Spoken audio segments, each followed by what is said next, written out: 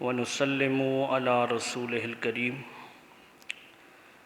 اما بعد فاعوذ باللہ من الشیطان الرجیم بسم اللہ الرحمن الرحیم یا ایہا الذین آمنوا اتقوا اللہ حق تقاتہ ولا تموتن الا وانتم مسلمون واعتصموا بحبل اللہ جميعا ولا تفرقوا صدق اللہ العظیم۔ رب اشرح لی صدری ویسر لی امری واحلل عقدۃ من لسانی یفقہوا قولی صلاۃ و سلاما علیک یا سیدی یا رسول اللہ۔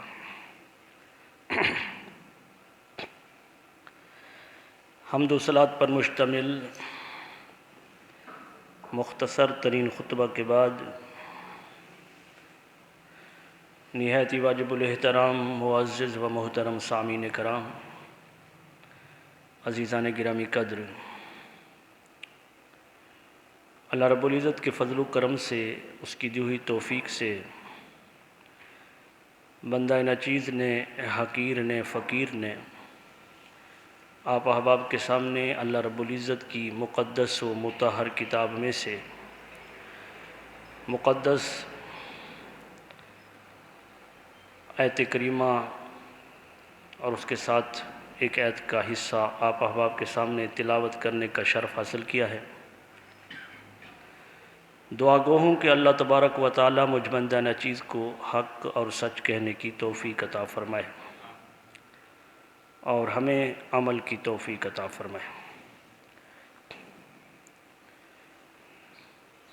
جو آیت کریمہ میں نے تلاوت کی،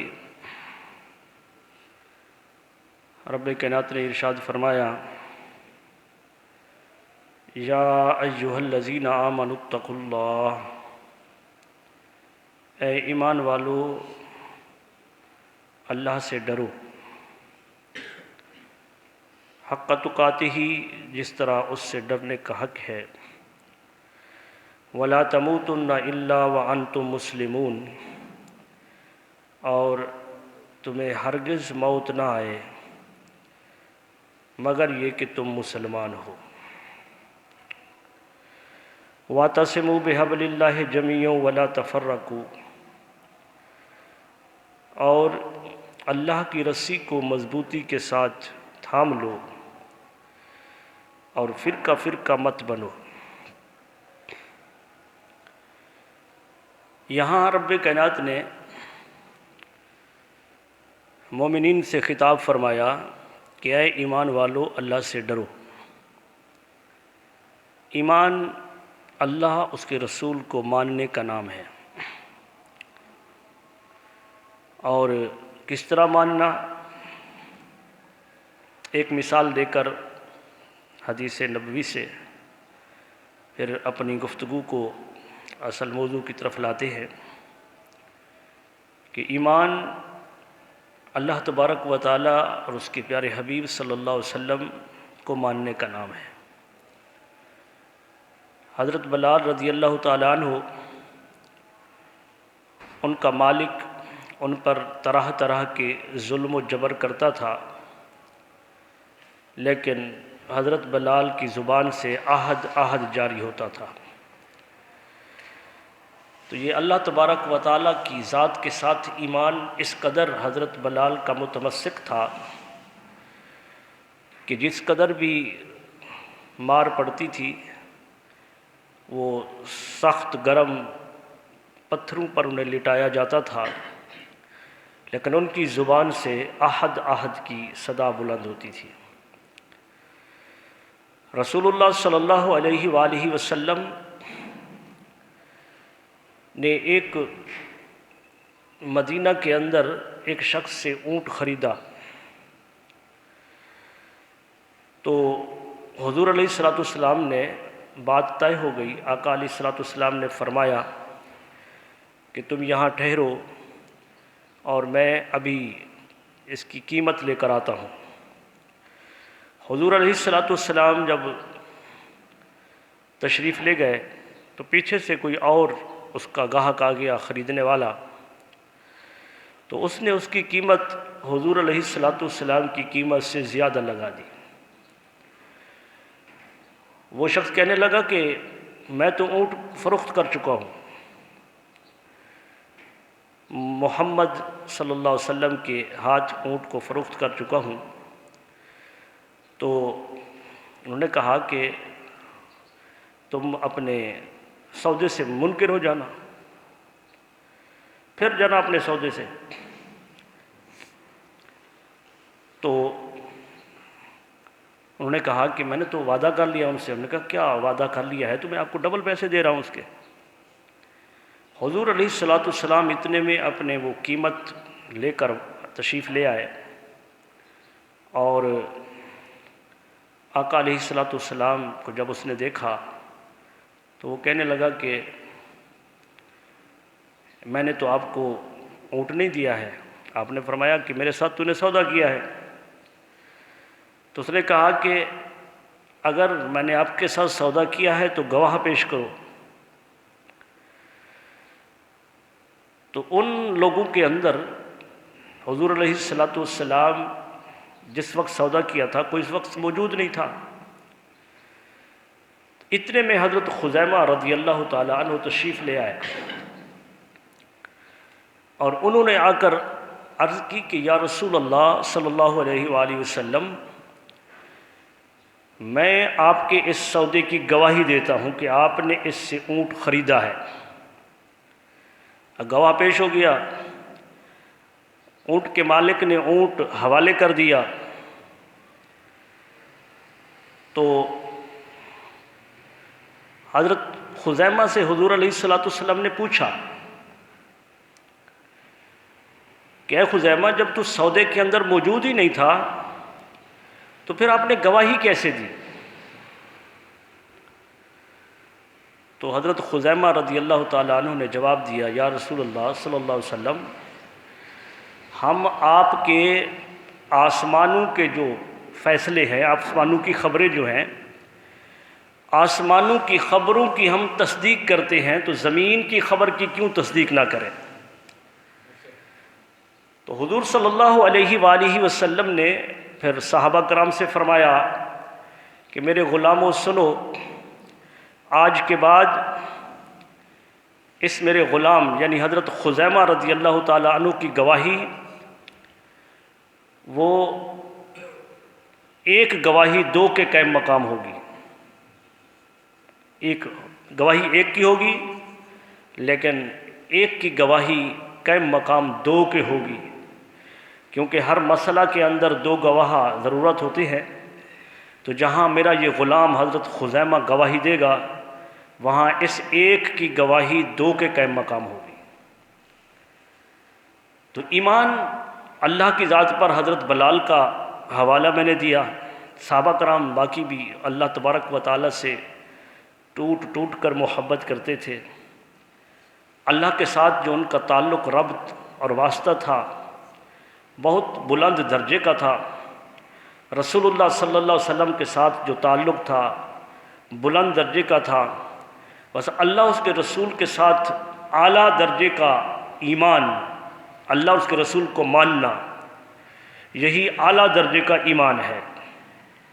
تو رب کائنات نے اس آیت کریمہ کے اندر فرمایا کہ یا ایھا الذین آمنوا اتقوا اللہ، اے ایمان والو اللہ سے ڈرو، حق تقاتہ، جس طرح ڈرنے کا حق ہے۔ اب اللہ تبارک و تعالیٰ کے متعلق قرآن مجید کے اندر اللہ کی رحمت کے متعلق بھی آیات ربانی موجود ہیں، اور اللہ تبارک و تعالیٰ کے جو عذاب ہے، کیونکہ وہ جبار اور قہار بھی ہے، اس کی آیات کریمہ بھی جو قیامت کے متعلق سورہ مبارکہ ہیں ان کے اندر موجود ہیں۔ تو لہٰذا حضور علیہ السلام نے فرمایا کہ ایک مومن کی شان یہ ہے کہ وہ خوف اور امید کے درمیان جیتا ہے۔ یہ بھی نہیں کہ خوف کو مکمل ترک کر دو، چھوڑ دو، صرف امید پر رہو، امید پر، اللہ کی رحمت پر آس لگائے بیٹھو، اور جس وقت خوف کو چھوڑو گے تو عمل ترک ہو جائے گا، اور امید کو اگر ترک کرو گے تو دل کے اندر جو ہے وہ خفت پیدا ہو جائے گی۔ لہذا دونوں چیزیں لازم ملزوم ہے کہ اللہ تبارک و تعالیٰ کا خوف اور اللہ تبارک و تعالیٰ کی بارگاہ میں اس کی رحمت کی امید۔ ہمارے ہاں جہلا صوفیہ جو ہوتے ہیں، جاہل صوفی، صوفیاء کی بہت بڑی شان ہے، صوفیاء اولیاء کرام کے زمرے میں آتے ہیں، لیکن بعض جہلا صوفیاء جو ہوتے ہیں وہ اپنے پاؤں کو چادر دیکھ کر نہیں پھیلاتے۔ حکم ہے کہ پاؤں چادر دیکھ کر پھیلاؤ۔ تو وہ کہتے ہیں کہ بعضوں کے میں نے پڑھا کہ اللہ کے خوف سے جو ہے عبادت نہیں کرنی چاہیے۔ کہتے ہیں ہم اللہ کے خوف سے عبادت نہیں کرتے، اور اللہ کی جو امید ہے اس پر بھی ہم عبادت نہیں کرتے، بلکہ ہماری عبادت تو اللہ ہی کے لیے ہوتی ہے۔ تو یہ خوف کا جو درس ہے یہ اللہ تعالیٰ خود دے رہا ہے کہ آمنوا اتقوا اللہ، اللہ سے ڈرو، اللہ کی خشیت، اللہ کا ڈر اپنے دلوں کے اندر لاؤ، اللہ تبارک و تعالیٰ کے خوف کے ساتھ اپنی زندگی گزارو، کہ جہاں وہ رحیم کریم ہے وہاں جبار اور قہار بھی ہے۔ تو اللہ تبارک و تعالیٰ کا خوف یہ مومن کے لیے ایک ایمان کا ایک جز ہے، حصہ ہے، کہ اس کے ایمان کا جو ایمان کی عمارت ہے اس میں اللہ تبارک و تعالیٰ کا خوف ہونا ضروری ہے۔ میں نے عرض کیا کہ اگر خوف نہیں ہوگا تو پھر ہم عمل کو ترک کر دیں گے، جیسا کہ ہمارے بعض جہلاء علماء کرام اور صوفیاء کرام نے عوام کو عمل سے بے نیاز کر دیا کہ سب کچھ محبت ہے، اور محبت کے علاوہ عمل میں کچھ نہیں رکھا ہے۔ بھئی عمل، حضور علیہ السلام نے اپنی بیٹی سے فرمایا اے ملو، اے فاطمہ عمل کرو عمل کرو عمل کرو، یہاں تک کہ فرمایا کہ کہیں ایسا نہ ہو کہ آخرت کے دن لوگ اپنا عمل ظاہر کریں اور تو اپنا نسب ظاہر کرے۔ عمل کی تلقین حضور علیہ السلام نے اپنی امت کو دی، اور عمل کی تلقین آپ نے قول و فعل کے ساتھ دی، زبان کے ساتھ بھی فرمایا اور عمل کے ساتھ بھی ایسا فرمایا کہ اللہ تبارک و تعالیٰ کی بارگاہ میں اللہ کے محبوب اور حبیب ہونے کے سبب وہ اللہ کی بارگاہ میں اس قدر طویل سجدہ اور قیام طویل کرتے تھے کہ آپ کے پاؤں متورم ہو جاتے تھے۔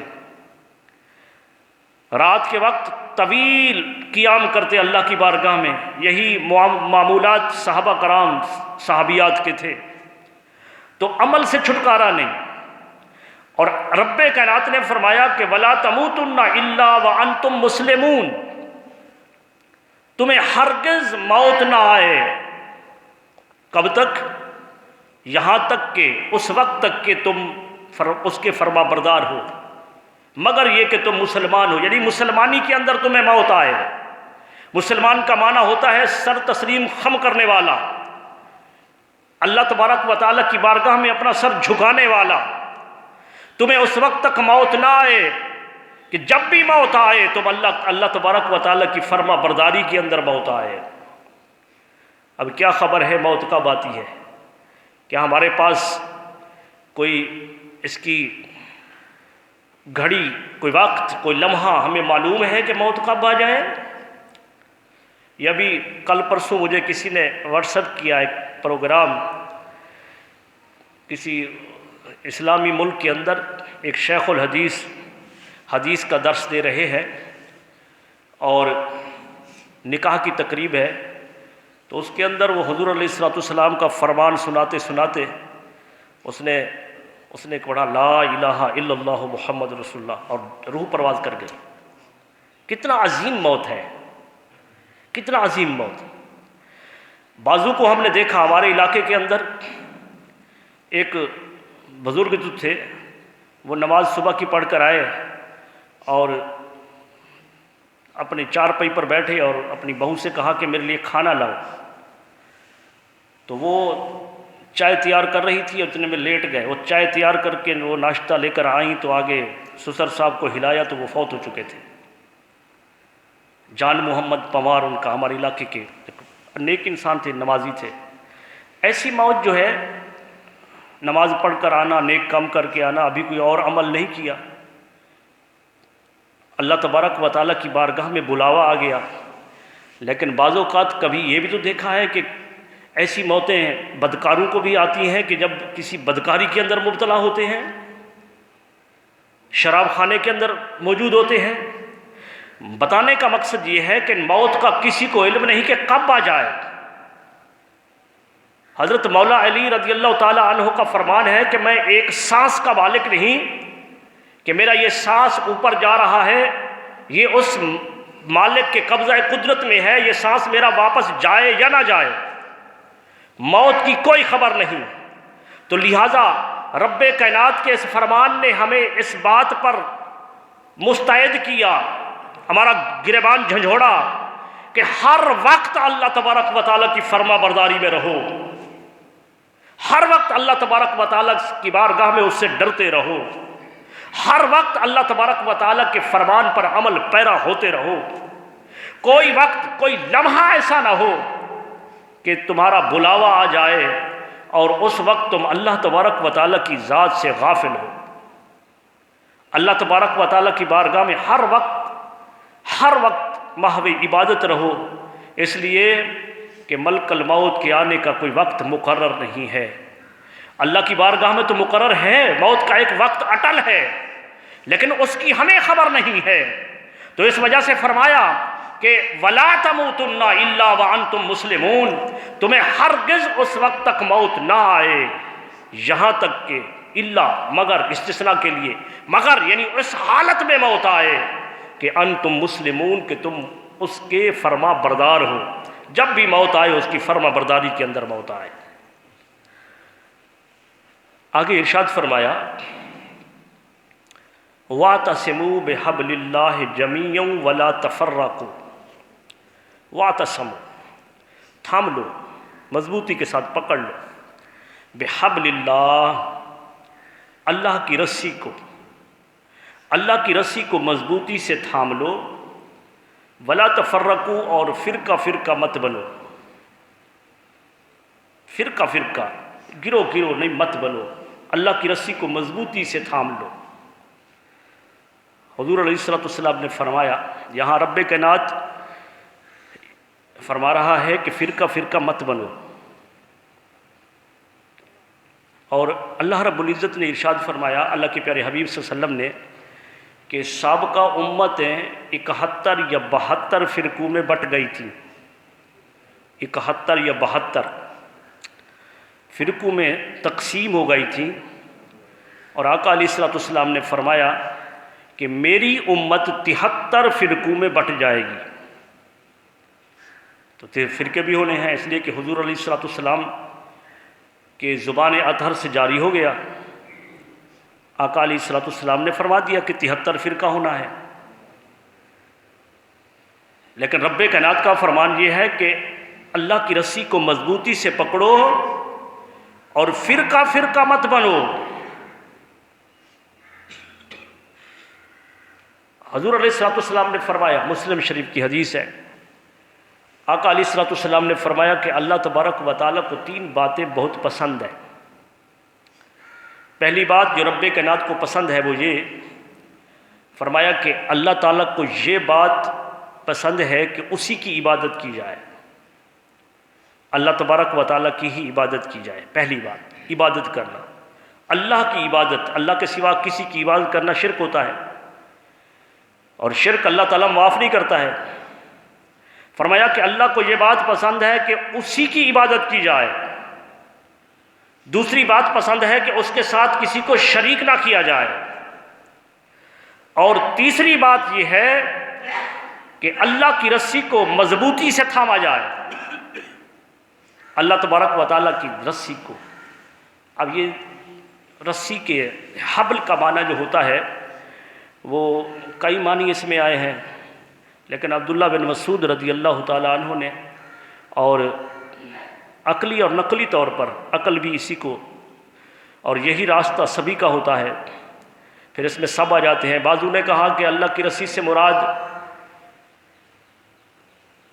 صحابہ کرام ہیں، بعضوں نے کہا کہ اس سے مراد اہل بیت اطہار ہے، بعضوں نے کہا کہ اس سے مراد جو ہے وہ حضور علیہ الصلاۃ والسلام کی ذات ہے، بعضوں نے کہا کہ اس سے مراد قرآن مجید ہے۔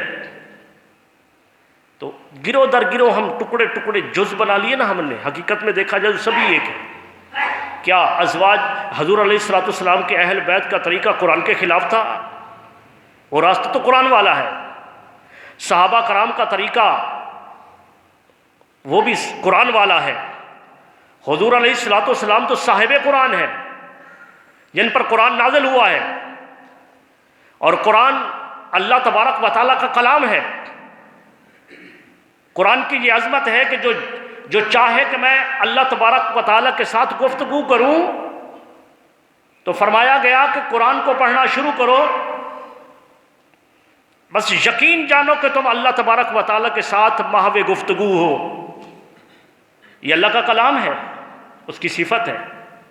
جیسے ہماری کوئی گفتگو بات چیت ہوتی ہے، اسی طرح یہ اللہ کا کلام، اس کی شیان شان اس کا کلام ہے، اور یہی وجہ ہے کہ اس کا کلام ہونے کے ناطے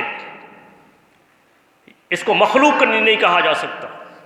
یہ مخلوق نہیں ہے، یہ اس کلام کی بات کر رہا ہوں جو اللہ تبارک و تعالیٰ کا نطق ہے، کلام۔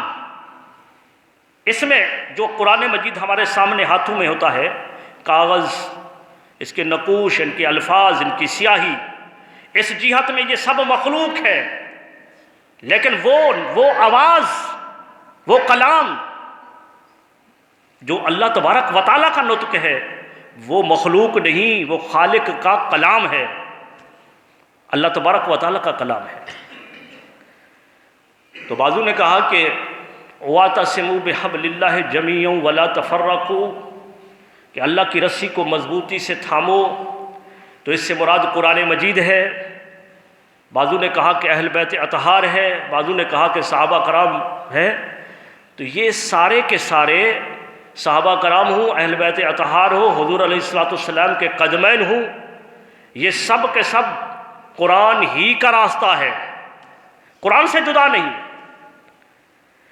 یہ دیواریں، یہ جز ہم نے بنائے، یہ فرقہ جز دین کے جز کر دیے، اور ہر شخص نے اس جز کو کامل ایمان سمجھا۔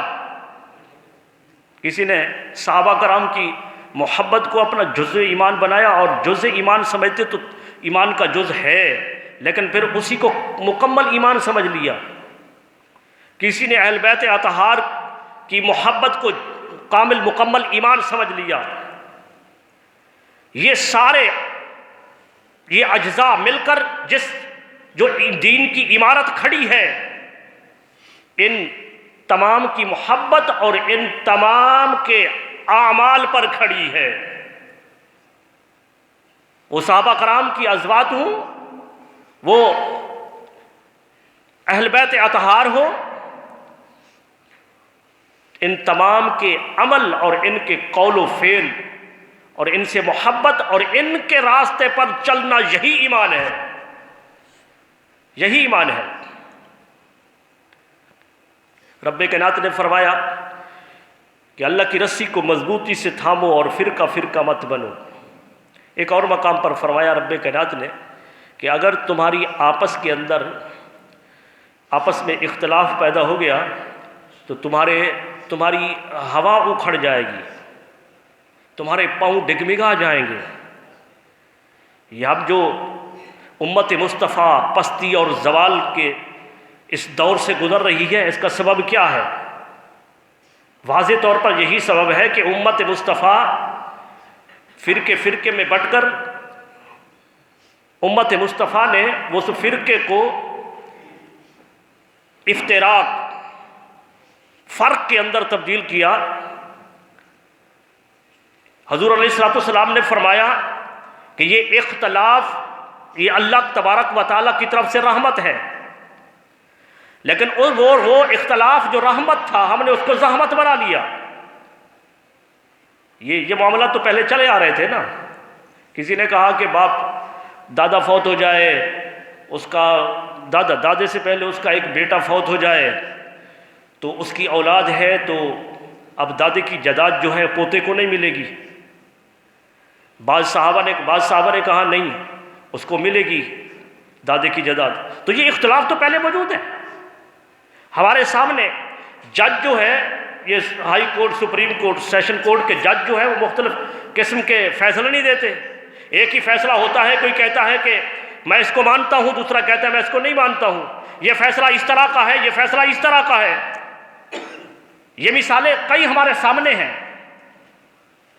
تو مفتیان کرام اگر کوئی فتویٰ ایسا دے دے کہ جس میں مثلا فتویٰ ہے، اس میں ایک ہاں میں جواب دیتا ہے، ایک نہ میں جواب دیتا ہے، دونوں کی اپنی اپنی علمی استعداد ہے اور اس سے علم زیادہ ہوتا ہے، لیکن اسی علم کی بنا پر اسی کو آڑ بنا کر بھی میں نے جو کچھ لکھ دیا، بس میری بات کو کیوں نہیں مانا گیا، اس نے میرے خلاف لکھا، اب میں اس کے خلاف محاذ کھڑا کروں گا، لوگوں کو جمع کر کے ان پر کفر کا فتویٰ لگاؤں گا۔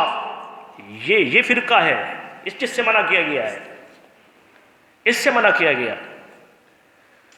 ہمارے اکابرین تو یوں فرماتے ہیں کہ یہ حضور علیہ الصلوۃ والسلام کی ہر سنت جو ہے وہ قیامت تک باقی رہے گی، قیامت تک، قیامت تک۔ ایک محدث لکھتے ہیں، وہ فرماتے ہیں کہ یہ دیکھو حدیث پاک میں آیا کہ حضور علیہ الصلوۃ والسلام نے تحت السرہ ہاتھ باندھے، حدیث پاک میں آیا فوق السرہ، ناف کے نیچے باندھے، فوق السرہ، اور سرہ کے اوپر باندھے، اوپر باندھے، یعنی کہ اب اس میں اختلاف ہو گیا۔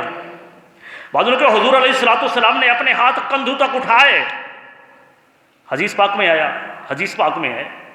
بازو میں آیا کہ حضور نے کندھوں سے اوپر اٹھائے، حدیث پاک میں آیا یہ بھی۔ اور ایک روایت میں آیا کہ حضور علیہ السلام نے کانوں سے بھی اوپر اٹھائے، سر تک اٹھائے۔ 3 حدیثیں ہو گئیں۔ اب یہ سارے عمل حدیث سے ثابت ہیں، حدیث سے ثابت۔ تو بہت بڑا محدث یہ اپنی کتاب کے اندر، اپنی تفسیر کے اندر لکھتا ہے، تفسیر کے اندر، کہ یہ دیکھو یہ حضور کا عمل ہے اور حضور کا عمل کسی نہ کسی صورت میں باقی رہنا ہے۔ تو اس میں فرقے بن گئے، بعضوں نے کہا یہاں تک ہاتھ اٹھانے ہیں، بعضوں نے کہا یہاں تک اٹھانے ہیں، بعضوں یہاں تک اٹھانے ہیں۔ تو فرمایا یہ بھی اس کو دیکھا جائے تو یہ بھی اس کو رحمت سمجھا جائے تو کسی نہ کسی صورت کے اندر حضور کا ہر عمل باقی ہے۔ لیکن اس کو ہم نے پھر وہ کر دیا کہ جو ایسا کر رہا ہے تو وہ کافر ہے، جو ایسا کر رہا ہے وہ بدعتی ہے۔ یہ ایسا تو کسی حدیث پاک میں بھی نہیں ہے، ہمارے پاس اس کی 70 راوی اس کے موجود ہیں۔ بھئی وہ حضور نے عمل کیا، حضور علیہ الصلوۃ والسلام کا عمل ہر قیامت تک باقی رہنا ہے، آقا علیہ الصلوۃ والسلام کا۔ جب یہ اختلاف افتراق کے اندر تبدیل ہوا، نزاع اور جھگڑے کے اندر تبدیل ہوا، فتویٰ دے کر کفر اور کسی کو گمراہ بدعتی کہنے پر جب پہنچا، تو پھر اس میں پھر یہ نقصان ہوا کہ ہم ایک دوسرے سے دعا سلام سے بھی گئے، ایک دوسرے سے قطع تعلقی ہو گئی۔ تو یہ فروعی باتیں ہیں، اعتقادی باتیں ہیں۔ ہاں ان پر جھگڑا ہونا بھی چاہیے کہ جو اللہ اس کے رسول کے متعلق ایسی بات کرتا ہے تو وہ حق بنتا ہے اس میں، لیکن جو فروعی بات ہوتی ہے، فروعی بات کے اندر جھگڑے کو طول دے دینا اور اس میں کفر اور بدعت اور گمراہیت کے فتوے دے دینا، یہ فرقہ ہے جس سے اللہ تبارک و تعالیٰ نے منع فرمایا ہے۔ حضور علیہ الصلوۃ والسلام نے، لیکن کسی بھلائی کے لیے کوئی ایسی بات ہوتی ہے نا، حضور السلام کی بارگاہ میں ایک صحابی قرآن کی آیت پڑھ رہا تھا، دوسرا صحابی نے قرآن کی آیت پڑھی دوسرے طریقے سے۔ آپ سمجھتے ہیں کہ قرآن 7 طریقوں سے نازل ہوا ہے، یہ والضحیٰ، اس کو والضحیٰ بھی پڑھا جاتا ہے۔ کئی الفاظ ایسے ہیں کہ یہ یؤمنون کو یو یعنی حمزہ ہٹا دو اور واو پیدا کر کے اس میں مد پیدا کر دو تو یو میں نون بھی پڑھا جاتا ہے۔ انفسکم، ایک قرأت میں انفسکم بھی پڑھا جاتا ہے۔ 7 قرأت کے اندر یہ قرآن نازل ہوا ہے۔ ایک صحابی نے قرآن پڑھا ایک طریقے سے، دوسرے نے پڑھا دوسرے طریقے سے، آپس میں نزاع ہو گیا کہ میرا قرآن درست ہے، دوسرے نے کہا میرا قرآن درست ہے۔ امام الانبیاء نے سماعت فرما لیا، فرمایا میرے غلاموں سنو، کیوں اختلاف میں پڑھتے ہو؟ تم دونوں کا قرآن درست ہے، دونوں کا قرآن درست ہے۔ یہ قرآن 7 قرأت کے اندر نازل ہوا ہے، 7 قرأت میں، اور حضور علیہ السلام نے، حضور علیہ السلام کا اپنا عمل ہے، اپنا عمل جو سیاستہ کی کتابوں کے اندر موجود، آقا علیہ السلام نے اپنی امت کو درس دیا ہے کہ امت کے اندر تفرقہ، ٹکڑے ٹکڑے کرنے سے بچو، امت کو جوڑنے کی کوشش کرو، امت کو جوڑنے کی کوشش کرو، توڑو نہیں۔ اور عمل خود اپنے عمل سے دکھایا۔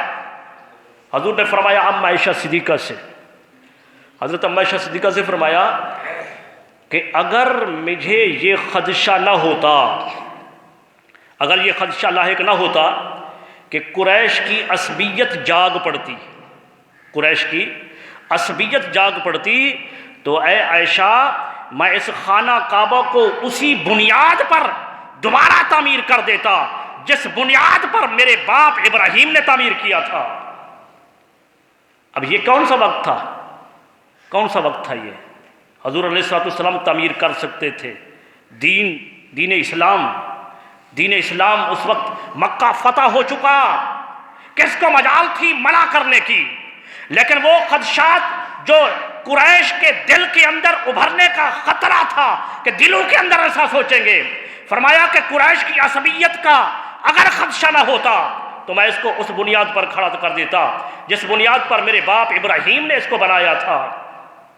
وہ بنیاد یہ حتیم اس کے اندر تھا، یہ حتیم جو ہے، یہ حتیم اس کے اندر تھا۔ قریش نے بنایا بعد میں، تو ان کے پاس حلال کا پیسہ کم تھا، تو حلال کا پیسہ جمع کیا گیا تو عمارت کو چھوٹا کر دیا گیا، حتیم کو باہر نکال دیا گیا۔